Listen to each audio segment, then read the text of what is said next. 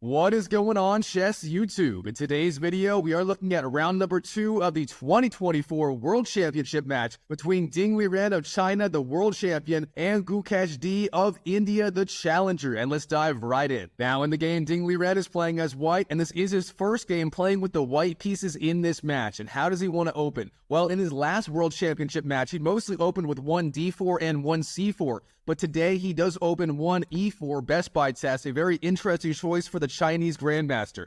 Now here, Gukesh, he goes 1e5, a very solid choice, and we have the open games on the board. Now knight f3, knight c6, very standard stuff, and now the two main moves at the highest level are bishop c4, the Italian game, and bishop e5, the Ruy Lopez, and Ding Liren does play both of these moves about equally often. In this game, he does go bishop c4, the Italian, and Gukesh plays the Italian move as black as well, bishop c5, again playing very, very solid so far in this game.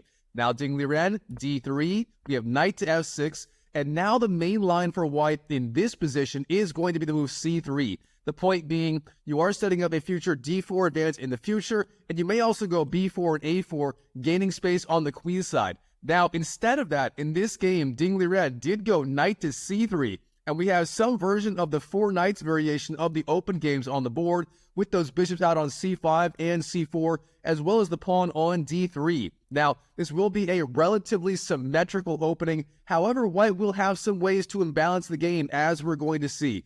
Alright, here, Gukesh, he starts with the move a6, a very solid choice. The other main line is d6 immediately, but the drawback with d6 is if you play that, white can go knight to a4 immediately, trying to win that bishop on c5, and the bishop won't have a good retreat square to go to. Now instead, after a6, if knight to a4, that makes no sense. The bishop can retreat back to a7, and black is doing perfectly fine. Now here, Ding Liren, he plays a very interesting move, a4, gaining space on the queen side. Of course, black was not really threatening b5. The main idea of this, again, is just gaining space. Maybe white wants to go a5 in the future, gaining even more space and locking down the queen side. So, a very good way to create a little bit of an imbalance in this game. Now, Gukesh, the move is d6, very solid, supporting e5. Of course, you can go h6 first, but either way, both moves are playable. Now here, Ding Liren, short castles and then h6, guarding against bishop g5 ideas.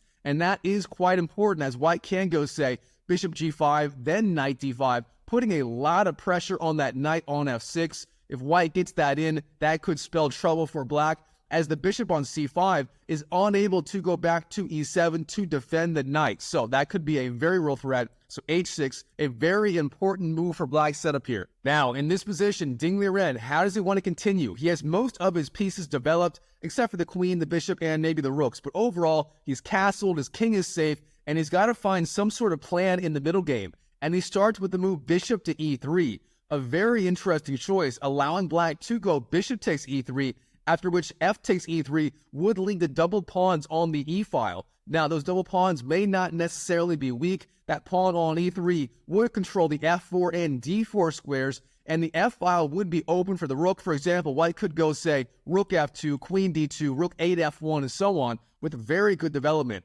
Now, instead of that here, Gukesh, he plays the move bishop e6, mirroring white's approach, and now both of these bishops on c4 and c5 are extremely vulnerable. I mean, either side could take on c5, c4, or e6 or e3. We'll have to wait and see how they want to go. Now, of course, it is Ding Liren's move, and here, he has a very strong move that allows him to fight for, actually, a relatively decent opening advantage. And if you like puzzles, go and pause the video right now and try to find the right idea for Ding Liren right here in this position. And while you're at it, if you're enjoying this video, go and smash that YouTube like button. Thank you so much for doing that. All right, here, the best idea for white is going to be knight to d5, jumping in with the knight and pressuring the knight on f6. The idea being, you go knight d5, and if black takes on e3, you just take back with the f-pawn, and again, you are doing really, really well out of the opening. Now, instead of that, white has many other ideas. For example, bishop d5, knight d2, b3, and so on are all playable. But in the game, Ding Liren, he makes actually a little bit of a mistake. He plays the move a5, and this move turns out to be a little bit dubious. Now, I'm not sure if this was his opening preparation or over-the-board inspiration. Either way, this move is just not the best idea. it gives Gukesh here a very good opportunity to fight for, a very solid position. And here, he finds the right move. That is simply bishop takes c4. Now, d takes c4 is virtually forced. If you take back on c5, that is also an option. However, the problem with that is black can go bishop takes d3, trying to win a pawn, and the complications would favor black overall. Now, instead, d takes c4 is the move, and here Gukesh is a couple of ways to actually fight for the advantage as black already on move 10. Now, the best ideas for black, number one, you can just take on e3. Bishop takes, then f takes, and then white would have very weak double pawns on the e-file. Of course, you'd have 3 pawn islands versus the 1 pawn island of black. That would give black a very significant edge. Now, beyond that, you can also go bishop to b4, a very interesting move, putting pressure on that knight on c3, threatening bishop takes, then knight takes e4, winning a pawn, and that would also give black a very solid position. Now, instead of those moves, here Gukesh, he must be out of his opening preparation as well. He just short castles on the king side. Short castles is the move, and this move is a little bit weak. It gives Ding Liren the chance to fight for the initiative back as white. And here, Ding Liren, you don't have to give this guy more than one chance to fight for the edge. Here he finds the best move. Bishop takes c5, trading the bishops. Now d takes c5 is forced. And now, believe it or not, this pawn on the e5 square gives Ding Liren a very good space advantage. And that means he is a little bit better here, despite the overall symmetrical looking pawn structure. All right, now, Ding Liren, b3.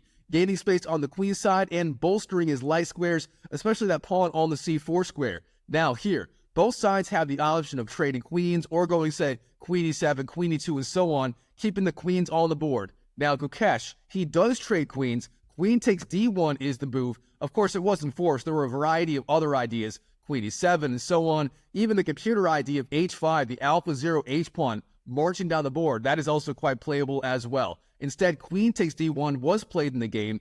And now here, white has a choice. How do you want to recapture the queen? Of course, rook takes, or knight takes are the options. You do have to recapture, and how does Ding Liren want to do it? In the game, he does go rook f takes d1, a solid choice. However, it turns out, even moves like rook a takes d1 are also playable. Of course, if you play that move, here, for example, rook a takes d1, black can take that pawn on a5. However, if he does that, the pawn on e5 would hang as well. Therefore, overall, white would be doing just fine.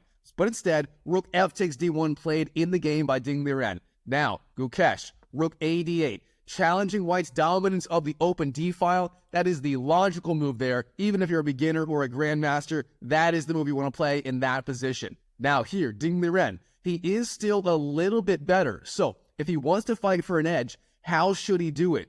Well, it turns out the strongest move here, if he's playing for a win, is going to be knight to e1.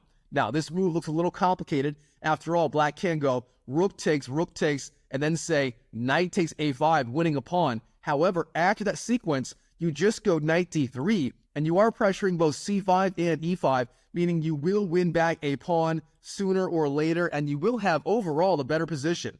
Now, instead of that, instead of knight to e1, that would be the best idea here. Ding Liren does go just rook d to c1, a curious move, keeping all of the rooks on the board, and this may be signaling his intention to play for a win here. After all, if he wanted to draw, he would be trading rooks on the d-file right away. However, with rook d to c1, he does maintain the tension and the game does go on. Alright, here Gukesh, he has many different options in this position. For example, you can go rook d6 and tend a rook f d8, doubling up rooks on the d-file. You can also go, say, h5, again the alpha 0 advance, and also rook f to e8, bolstering e5, giving more options for that knight on the c6 square is also playable. Now, instead of those in the game, he does jump in with the knight to d4, a solid choice. The point being, you cannot take that knight on d4. If you do, c takes d4 will be the response, and black will improve his pawn structure, and that pawn on d4 will be a huge asset in the game.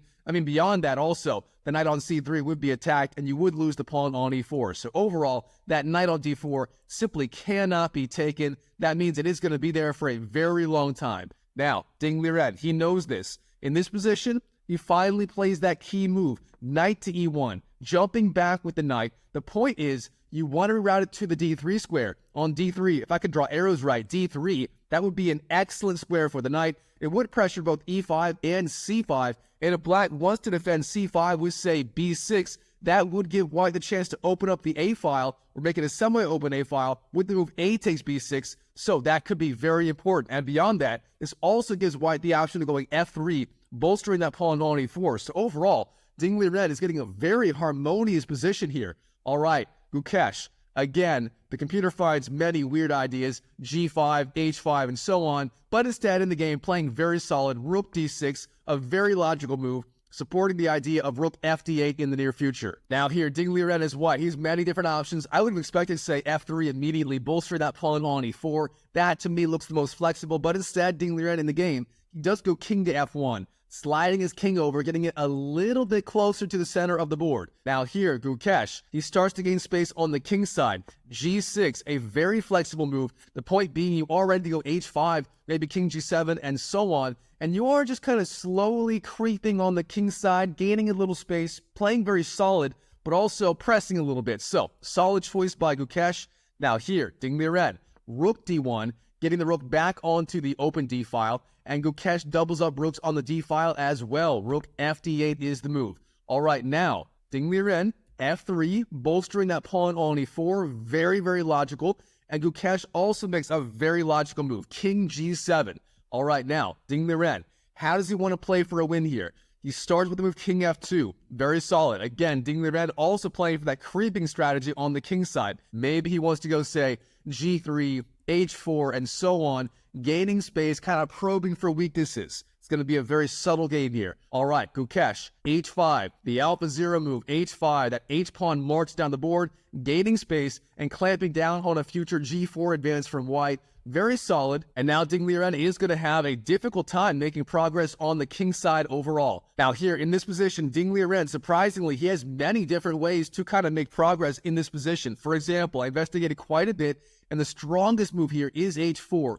You clamp down on the king side, the alpha zero pawns do touch, and from there you have many different ideas. For example, you can go rook a2, supporting the pawn on c2, giving your knight more flexibility. Maybe you want to go knight d3. You can also then go, say, knight a4, putting pressure on that c5 pawn, and the two knights on a4 and d3 would be putting a lot of very uncomfortable pressure on c5, maybe even forcing out a weakening move from black. That could be one idea. Now, instead, in the game, Ding Liren, he did go knight to e2, a somewhat passive move, and this move really does throw away a lot of Ding Liren's advantage here. Now, the point being, maybe you are threatening knight takes d4, but overall, that is not such a big threat. After all, black can recapture with the e-pawn, the c-pawn, or even the rook. He has a lot of different options, and here, Gukesh, he's not having it. He just jumps back with the knight. Knight d6, opening up the tension between the rooks. Now, either rook could trade, depending on whose move it is. Of course, it is Ding Liren's move here.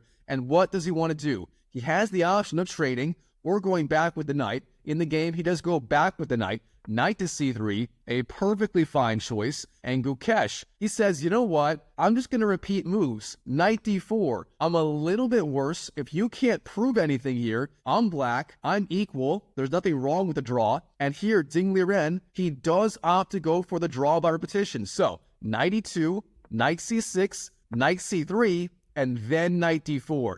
And this is the third time both players have had this exact same position. According to the rules of chess, that means it is a draw on the spot. It is called a threefold repetition. So overall, a relatively quiet game in round number 2 of the World Chess Championships between Ding Liren and Gukesh D. I mean, we had quite the exciting game number 1. This one was maybe not quite as exciting overall, but it was interesting to see both these players playing some very high-level chess in this game, despite the very symmetrical nature of the game. So we'll have to wait and see what Gukesh wants to do as white in round number 3 tomorrow. I'll be covering that as well. And until then, if you enjoyed this video, smash that YouTube like button. And if you haven't seen it yet, check out my other video of round number 1 of the World Championship match. That game was just explosive. I mean, there were tactical fireworks everywhere. If you want to see some high-level chess, if you haven't seen it already, make sure you check out that video. And I'll see you tomorrow with round number 3 of the World Championship match between Ding Liren and Gukesh D.